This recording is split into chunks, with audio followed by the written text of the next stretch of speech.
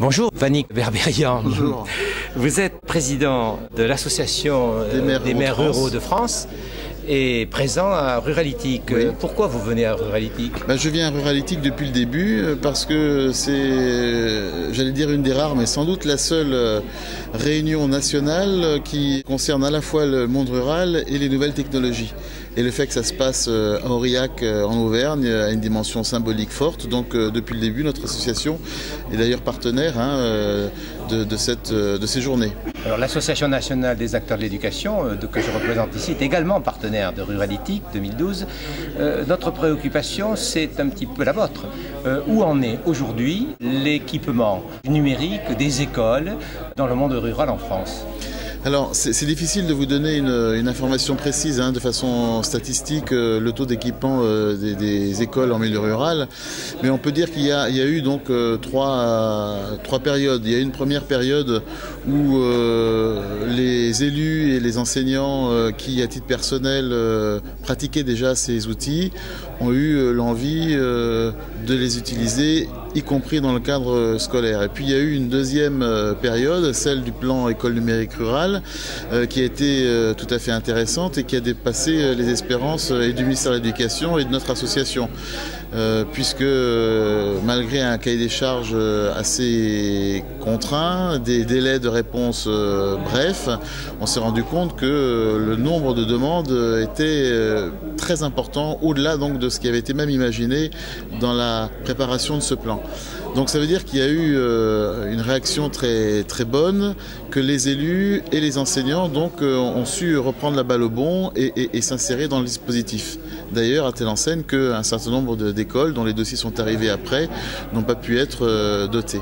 Puis alors la troisième période, c'est celle de maintenant, si vous voulez, où aujourd'hui, que ce soit du côté des élus ou des enseignants, la nécessité de l'utilisation des TIC est une évidence et donc progressivement, en fonction des moyens, les communes équipent les écoles primaires. Quand on regarde le paysage dans les lycées, le paysage dans les collèges, le paysage dans les écoles, on se rend compte qu'au niveau des lycées et des collèges, il y a une forme de généralisation qui s'est accélérée. La question qui est posée, est-ce qu'aujourd'hui on a une fracture numérique territoriale qui s'est réduite ou est-ce qu'elle s'est accrue du fait que dans certaines écoles, le numérique n'est pas encore vraiment arrivé? Alors il y a deux raisons. Il y a d'une part le fait que pour que ça fonctionne, il faut qu'il y ait le très haut débit ou le haut débit. Donc c'est pas encore le cas partout. Donc ça c'est déjà une première difficulté. Ensuite il y a la capacité financière de la collectivité qui fait que les écoles sont dotées ou pas. Donc il y a double fracture si vous voulez. C'est-à-dire que c'est lié alors à la prise de conscience des élus et des enseignants certes, mais aussi de la volonté politique et de la capacité à doter un budget pour ces équipements. Donc on peut trouver tout à fait des situations où à quelques kilomètres d'une commune, une école soit dotée et puis une autre ne le soit pas, ce qui est profondément injuste. Et qu'est-ce que vous souhaiteriez que soit mis en place pour justement pallier je crois qu'il faut que la solidarité s'exprime, donc peut-être que ça peut être dans le cadre intercommunal quand c'est possible, quand les écoles donc fonctionnent en regroupement pédagogique, auquel cas donc il est plus facile d'assumer ces investissements. Et puis si c'est pas le cas, il faut que l'État donc soit présent et vienne soutenir les communes qui n'ont pas les moyens d'assurer ce type de matériel. Voilà, ça doit être une aide circonstanciée. On avait demandé par principe un deuxième plan école numérique rurale pour doter toutes celles qui avaient fait acte de candidature et qui n'avaient pas été retenues. Bon, on nous a dit que c'était pas possible, que c'était un projet exceptionnel et qu'il n'avait pas vocation à être pérennisé. Bon, on a bien entendu ce discours, mais néanmoins, on peut pas accepter que sur le territoire de la République, il y ait des enfants qui soient dans des conditions d'éducation inférieures à d'autres. Donc, il y a la nécessité de généraliser l'outil. Mais je crois aussi qu'au-delà de l'outil, il y a certainement un gros travail à faire auprès des enseignants, parce que si l'enseignant n'est pas partie prenante, ça ne fonctionnera pas. Donc là, il y a un problème de culture et un problème de formation aussi qui s'impose aux enseignants. D'ailleurs, dans le cahier des charges du plan école numérique rurale, parmi les critères, il y avait que, parmi les conditions, il fallait que le dossier soit co-signé et par le maire et par l'enseignant. On ne voulait pas que le matériel dorme dans un placard. Voilà, donc cette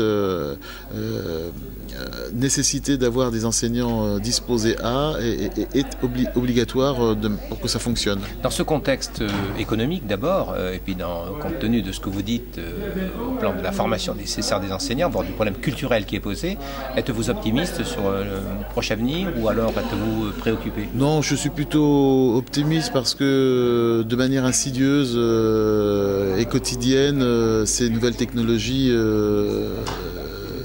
irradie le quotidien, hein, voilà, il n'y a plus le choix, on est obligé de passer par, quoi. Et puis je crois aussi que quand les enseignants, pour ceux qui n'ont pas encore découvert l'outil, le voient fonctionner, il y a une adhésion tout de suite parce qu'on comprend immédiatement l'ouverture que ça présente en matière pédagogique. Donc voilà, c'est un outil incontournable qui peut participer à élever la qualité de l'enseignement en France. Encore faut-il, encore une fois, que les enseignants soient capables de l'assumer. Vous participez au projet Connect École qui va permettre de déployer sur 22 écoles en France la réception de l'Internet via le satellite grâce à une parabole. Vous nous donnez quelques explications sur ce projet? Oui, alors c'est à l'initiative d'Orange qui a souhaité donc lancer cette action. Bon, de 22 écoles dans 22 régions, alors évidemment on peut penser que c'est un peu maigre comme chiffre. En même temps, ça concerne les écoles situées sur des territoires où il n'y a pas d'accès au débit du tout. Donc, je ne sais pas combien sont concernés, mais il y en a sans doute moins que ce qu'on pourrait imaginer. Encore faut-il, là aussi, se donner les moyens. Et je crois que l'idée, c'était aussi de ne pas laisser sur le côté des écoles, simplement parce qu'elles n'ont pas accès au haut débit. Donc, c'est une amorce qui, j'espère, fera boule de neige. Les écoles seront en réseau, il y aura un blog. Bon, ça va développer une dynamique et peut-être que ça donnera l'idée à d'autres écoles, à d'autres élus de s'engager dans cette voie-là. En conclusion, votre opinion sur cet exemplaire de Ruralytique 2012? Cette édition de Ruralytique, pour voir la progression depuis ces dernières années, je trouve qu'il y a d'une certaine manière une forme de maturité qui s'est construite au fur et à mesure, et cette année particulièrement, que ce soit dans les ateliers, dans les plénières, je trouve qu'il y a plus de consistance. Et puis alors un climat qui change un peu, c'est-à-dire que j'ai souvenir des premières éditions où chacun des opérateurs, élus, États, se renvoyait un peu la balle de façon parfois agressive. J'ai le sentiment aujourd'hui que le climat change et qu'il y a la prise de conscience que si on ne se met pas ensemble, s'il n'y a pas une synergie, s'il n'y a pas une démarche partagée par tout le monde, on risque de perdre beaucoup de temps. Donc moi c'est ça que je retiens, si vous voulez, de ces 2 jours, le sentiment qu'il y a la prise de conscience de la nécessité d'une stratégie pour développer toutes ces questions-là sur le territoire. Donc c'est plutôt encourageant. Quant à la déclaration de la ministre tout à l'heure, il y a des choses intéressantes qui sont dites. En même temps, bon, il faut passer à l'acte. Moi, j'attends très précisément les cartes du déploiement. On nous annonce 10 ans, très bien, mais je voudrais qu'il y ait une synchronisation entre les périodes annoncées et la géographie concernée. Parce qu'on a été échaudé un petit peu avec le téléphone portable il y a quelques années où les cartes de France Télécom Orange annonçaient des couvertures totales et la réalité n'était pas celle-là. Donc qu'on puisse suivre de manière progressive le développement du très haut débit.